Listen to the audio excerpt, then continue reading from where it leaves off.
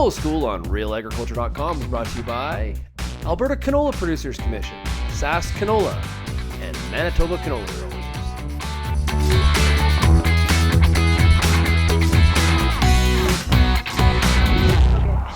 Okay, so we're back here with Shawn, and this time we are in a stubble field full of all kinds of trash. The first thing that we should discuss is, why is trash management so important?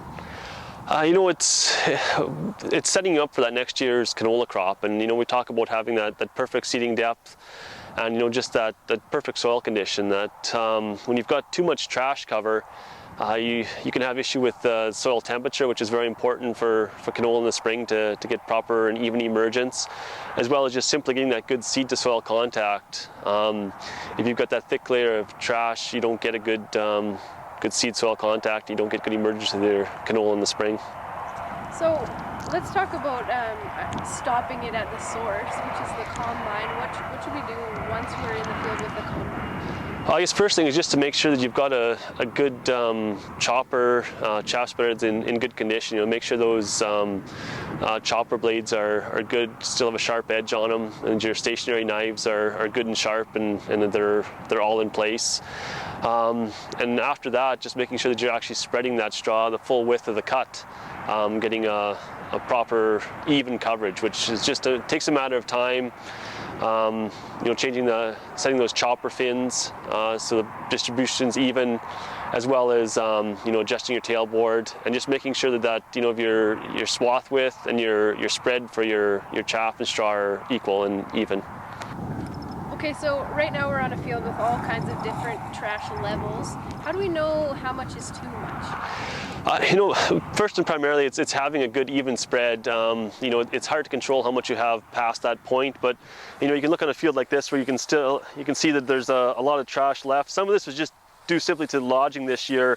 It was impossible to pick up all that straw, so it's just a matter of it wasn't cut, which is a difficulty in itself. That may be something that has to be dealt with in the spring with something like a heavy harrow, just to simply break it up and move it. But if you can't see any black ground and you've got a fairly thick layer of trash, that's going to be an issue in the spring, because that's going to be almost impossible. Even once the hole runs down, you're going to still have that trash cover, and you won't get that good soil warming or a good seed to soil contact.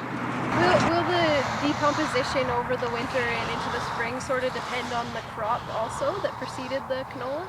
Yes, definitely. Certain crops break down faster than others. Even different varieties of crops, as well as even the year, can depend on how the straw was produced, how long it takes to decompose that straw, as well as your straw chopper management. I mean, well chopped up straw will decompose faster than improper managed straw, so it can make a difference through on the decomposition.